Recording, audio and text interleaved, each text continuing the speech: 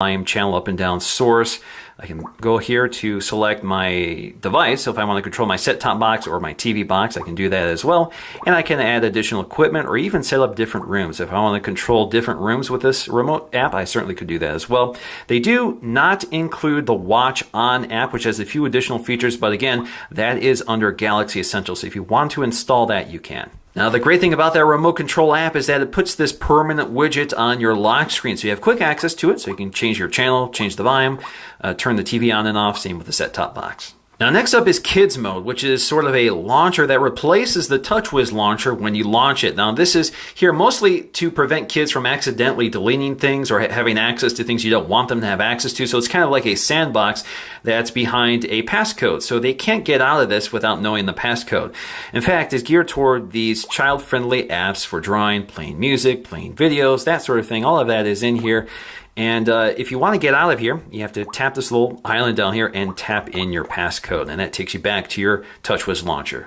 Now we also have the S Health app, which integrates that heart rate sensor, so it will monitor your steps, the calories you've burned, and your food intake. You have lots of other features here I'm not going to explore. You can see your exercise. You can also add additional apps from the Samsung App Store to integrate with S Health. Now, the best way to explore all the features in the Samsung phone is to go right to settings. And the first thing I want to take a look at are these quick toggles up here. As I said, you can just tap and hold on any one of them to take you directly to the controls up here. This also allows me to show you exactly what's in this device. So, of course, we have Wi-Fi, we have GPS location, sound, screen rotation, lock, so you can toggle that on and off. As you can see, you just toggle on and off like that. Same with Bluetooth, mobile data, U-Power saving mode, which will explore multi-window mode, toolbox, and Wi-Fi hotspot. Now you can tap this icon up here to see all the widgets, and as you can see, we have more things here, including screen mirroring, which allows you to mirror the device, your Samsung device, directly onto an all-cast compatible device like a Samsung Smart TV. We have NFC technology, we can disable syncing, we also have Smart Stay and Smart Pause. Now, Smart Stay basically prevents the display from going to sleep if it detects your eyes are looking at it. And we also have Smart Pause, which will pause and resume playback of video, again, if it detects the presence of your eyes, which you can enable. And if you do so, it dials back performance, but you have more options here, again, just by tapping and holding on it. Takes you to this. In fact, when you turn it on, you now have more options here, including blocking background data, restricting phone performance, which you can turn on and off, and you can enable grayscale mode. Now we also have blocking mode, which is kind of a do not disturb feature, and when you enable this, you have several options here. You can block incoming calls, turn off all notifications, turn off alarms and timers. You can also set specific times for the do not disturb feature to be activated, and you can allow certain calls to come through. Now we also have car mode, and when you're in car mode, it simplifies the interface and allows you to control it with your voice. So for example, you can stick this on your dashboard, and you can say, "Hi Galaxy, navigate to the nearest gas station." Would you like to navigate to gas station? Yes. And of course, with your voice, you can place phone calls, send messages, or read messages, and play music. Now, if you live in a cold climate, we all know that you can't touch the screen with gloved hands and operate it. However, Samsung has enabled a feature here. If we go to settings and enable touch sensitivity, this increases touch sensitivity so you can now use gloves to operate your phone.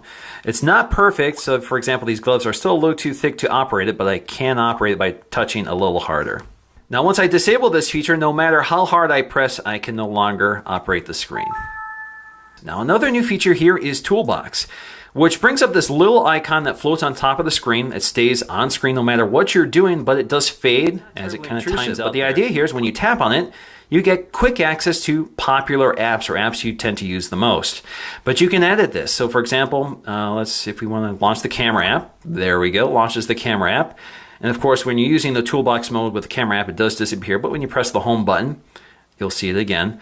And you can launch other apps. Now, if you want to edit this, you can go up to edit, or you can remove it just to get rid of it. But if you go up to edit, you can actually edit what appears under that toolbox. So for example, if you want Chrome, you can enable that as well. Unfortunately, I do have to remove one of the apps in order to add Chrome. So let's go ahead and remove the WebKit browser and add Chrome. And we're going to click Save. So when I tap on that, I now have quick access to Chrome. Now, if you tap and hold the power button, you have several options, including power off, airplane mode, restart, emergency mode, mute, vibrate, and sound. Now, emergency mode will explain exactly what this is. Now, this is something you set up under settings, but basically it's intended to help your battery last longer. Send notice of your approximate location to the mobile phone of a chosen contact that you set in advance. That's what you do under settings, and I'll show you exactly where that is. The idea here is if you're in a situation where you can't talk, you can't pick up your phone, or you've crashed, or something's going on, this is kind of an option to hopefully get you some help. Now with volume, you have several options here. So if you hit the volume control and hit this gear icon, you can change the volume of the ringtone, your media, your notifications, as well as your system sound. Now let's go ahead and take a look at our all-new settings panel, which is quite interesting here. So you can see that everything has been redesigned with this sort of circular icon with these bright, bold colors for easy categorization. But up here, the first category is quick settings. So you can see your quick settings. These are all toggles that you can edit. So these are things you can put to the surface of your settings panel. But if you look down here, you can see that they also appear under these connect and share, sound and display, personalization, motion, user and backup, system, as well as applications. You can edit this by going up to the editor here. So you can go to edit quick settings and you can specify which ones you want to appear here. Now you're limited to 12, so if you've already have 12, which you do by default, you'll have to remove one or uncheck one in order to add another. But alternatively, you can just search. So for example, if I want to change my display settings, all I have to do is start typing in display. And there you go. Now what's a Samsung device without lots of additional options? So you can change your view to list view, if you prefer this. Personally, I think I prefer this. I think it's easier to glance at.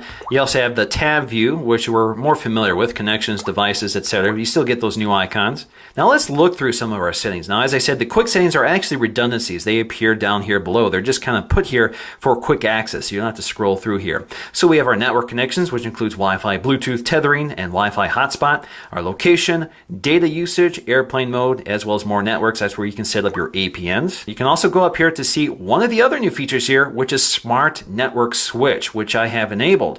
Now basically, this is a feature that combines the power of your wireless Wi-Fi connection as well as your cellular connection. So it combines the forces to give you faster download speeds as well as more stable download speeds. So we have NFC technology as well, so you can enable this and allow Android Beam and S-Beam to use it. We also have nearby devices. So nearby devices could have access to your Samsung phone for streaming media, because this is the latest version of Android. We do have integrated printing. We have screen mirroring. Again, this is a toggle that's also available under quick settings. This allows you to mirror your display to a Samsung Smart TV or any TV equipped with an all-share cast device. We have our sound settings, and this is where you can turn off any annoying notifications, such as the touch sounds. You keep hearing that Nature UX touch sound.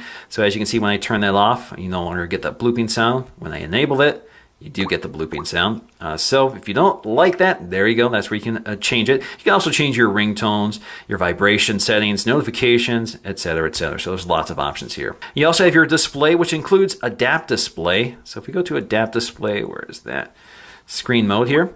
Adapt Display uses the sRGB sensor on the front of the device to adapt the display to the conditions or the ambient light conditions. You can also set it to dynamic, standard, professional photo, or cinema. You also have your screen timeout settings. You have Smart Stay technology, which again monitors for the presence of your eyes, which you can toggle on and off here as well. Screen rotation, you can change your font as well as your brightness controls. And of course, brightness is also included in the drop-down settings. We also have our wallpaper settings as well as your lock screen settings, and there's a few things here, including the lock screen unlock effect. You can add another clock, you can change the clock size, you can show the date and time, add the camera shortcut, which is on by default, but you can disable that if you prefer.